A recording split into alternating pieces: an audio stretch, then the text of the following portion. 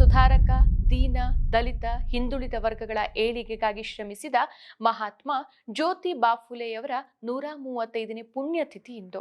ಈ ಸಂದರ್ಭದಲ್ಲಿ ಶಿಕ್ಷಣವನ್ನ ಉತ್ತೇಜಿಸುವ, ಸಾಮಾಜಿಕ ಹಕ್ಕುಗಳು, ನ್ಯಾಯ ಮತ್ತು ಹಿಂದುಳಿದ ವರ್ಗಗಳಿಗೆ ರಾಜಕೀಯ ಪ್ರವೇಶವನ್ನ ಹೆಚ್ಚಿಸುವ ಉದ್ದೇಶದಿಂದ ಸತ್ಯ ಶೋಧಕ ಸಮಾಜವನ್ನ ಸ್ಥಾಪಿಸಿದ ಜ್ಯೋತಿಬಾ ಫುಲೆ ಚಿಂತನೆಗಳ ಮೆಲುಕನ್ನ ಹಾಕೋಣ. ಸುಮಾರು 5 ದಶಕಗಳಿಗೂ ಹೆಚ್ಚು ಕಾಲ ಸಾಮಾಜಿಕ ಅನ್ಯಾಯದ ವಿರುದ್ಧ ದಂಗೆ ಎದ್ದು ವಿರೋಧಿಸಿದವರು ಜ್ಯೋತಿಬಾ.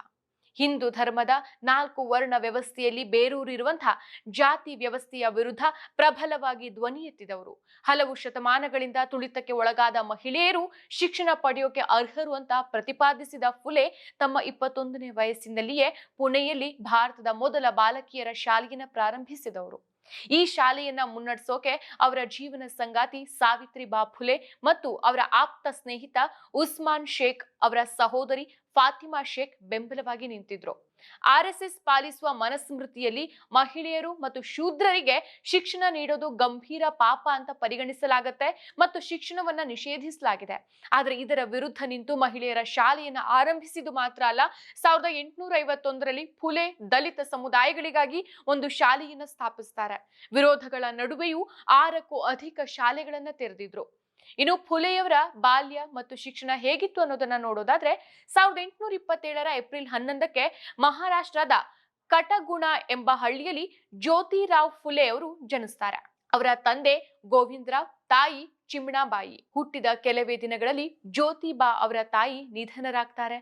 ಚಿಕ್ಕಮ್ಮ ಸುಗುಣಾಬಾಯಿ ಲಾಲನೆ ಪಾಲನೆಯಲ್ಲಿ ಇವರು ಬೆಳೀತಾರೆ. ಸ್ಕಾಟಿಷ್ ಮಿಷನ್ ಶಾಲೆಯಲ್ಲಿ ವಿದ್ಯಾಭ್ಯಾಸ ಮಾಡಿದ ಜ್ಯೋತಿಬಾ ಫುಲೆ ಮುಂದೆ ಅಲ್ಲೇ ಅಧ್ಯಾಪಕರು ಆಗ್ತಾರೆ. ಇಂಗ್ಲಿಷ್ ಶಿಕ್ಷಣದ ವಿದ್ಯಾಭ್ಯಾಸ ಮಾಡಿದವರು. 13ನೇ ವಯಸ್ಸಿನಲ್ಲಿಯೇ ಸಾವಿತ್ರಿಬಾಯಿಯ ಜೊತೆಗೆ ಬಾಲ್ಯ ವಿವಾಹವಾಗಿದ್ದು, ಆರಂಭದಲ್ಲಿ ತನ್ನ ಪತ್ನಿಗೆ ಶಿಕ್ಷಣ ನೀಡುವ ಮೂಲಕ ಸ್ತ್ರೀ ಶಿಕ್ಷಣಕ್ಕೆ ಉತ್ತೇಜನ ನೀಡೋಕೆ ಶುರು ಮಾಡ್ತಾರೆ. ದಂಪತಿ ಒಬ್ಬ ಬ್ರಾಹ್ಮಣ ವಿಧವೆಗೆ ವಿವಾಹೇತರ ಸಂಬಂಧದಿಂದ ಹುಟ್ಟಿದ ಒಬ್ಬ ಅನಾಥ ಬಾಲಕನನ್ನ ದತ್ತು ಪಡಿತಾರೆ. ಇವರ ಸೇವೆಗೆ ಮುಂಬೈ ಸರ್ಕಾರವೇ ಮಹಾತ್ಮ ಎಂಬ ಬಿರುದನ್ನ 1880ರಲ್ಲಿ ನೀಡಿದೆ.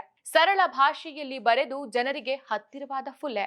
ಹೌದು, ಹೆಚ್ಚಿನ ಬ್ರಾಹ್ಮಣ ಬರಹಗಾರರು ತಮ್ಮ ಬರವಣಿಗೆಯನ್ನ ಶಾಸ್ತ್ರೀಯ ಮರಾಠಿ ಮತ್ತು ಸಂಸ್ಕೃತಕ್ಕೆ ಸೀಮಿತಗೊಳಿಸಿದಂತ ಆ ಕಾಲಘಟ್ಟದಲ್ಲಿ ಫುಲೆ ಸಾಮಾನ್ಯ ಜನರ ಭಾಷೆಯಲ್ಲಿ ಬರೀತಾರೆ.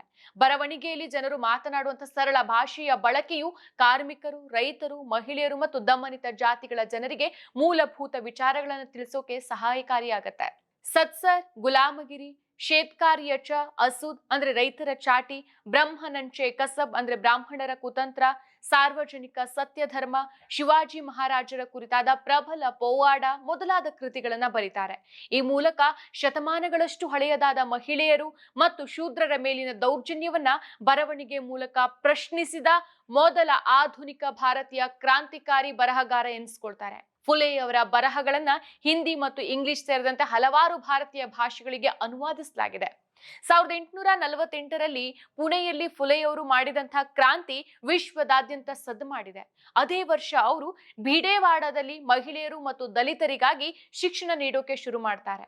ಇದೇ ಸಂದರ್ಭದಲ್ಲಿ ಯುರೋಪಿನಲ್ಲಿ ಕಾರ್ಲ್ ಮಾರ್ಕ್ಸ್ ಮತ್ತು ಫ್ರೆಡರಿಕ್ ಎಂಗೆಲ್ಸ್ ಕಮ್ಯುನಿಸ್ಟ್ ಪ್ರಣಾಳಿಕೆಯನ್ನ ಬಿಡುಗಡೆ ಮಾಡಿದ್ದು, ನ್ಯೂಯಾರ್ಕ್ನಲ್ಲಿ ಮೊದಲ ಸಂಘಟಿತ ಮಹಿಳಾ ಹಕ್ಕುಗಳ ಸಮಾವೇಶ ನಡೆಯುತ್ತೆ. ಇದು ಪಶ್ಚಿಮದಲ್ಲಿ ಮಹಿಳಾ ವಿಮೋಚನಾ ಚಳುವಳಿಗೆ ನಾಂದಿಯೂ ಆಗತ್ತೆ. ಅಮೆರಿಕಾದ ಮಹಿಳೆಯರು ಗುಲಾಮಗಿರಿ ಮತ್ತು ಪಿತೃಪ್ರಭುತ್ವದ ವಿರುದ್ಧ ಹೋರಾಡುವ ಸಂದರ್ಭದಲ್ಲಿ ಭಾರತೀಯ ಮಹಿಳೆಯರು ಹಿಂದೂ ಧರ್ಮದಲ್ಲಿರುವಂತಹ ಜಾತಿ ವ್ಯವಸ್ಥೆಯ ಕಟ್ಟಳೆಯಲ್ಲಿ ಸಿಲುಕಿದ್ರು. ಈ ಮಹಿಳಾ ವಿರೋಧಿ ನೀತಿ ನಿಯಮಗಳನ್ನ ಮುರಿದು ಜಾತಿ ವ್ಯವಸ್ಥೆ ಮತ್ತು ಮಹಿಳೆಯರ ಶಿಕ್ಷಣಕ್ಕಾಗಿ ಫುಲೆ ಹೋರಾಟ ಮಾಡ್ತಾರೆ.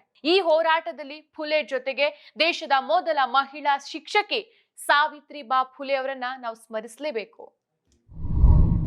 ಮತ್ತಷ್ಟು ವಿಶೇಷ ವಿಡಿಯೋಗಳನ್ನು ನೋಡಲು ಮತ್ತು ಹೊಸ ವಿಡಿಯೋಗಳ ಬಗ್ಗೆ ತಿಳಿಯಲು ಈ ದಿನ .com ಯೂಟ್ಯೂಬ್ ಚಾನೆಲ್ ಸಬ್ಸ್ಕ್ರೈಬ್ ಮಾಡಿ ಮತ್ತು ಬೆಲ್ ಐಕಾನ್ ಕ್ಲಿಕ್ ಮಾಡಿ.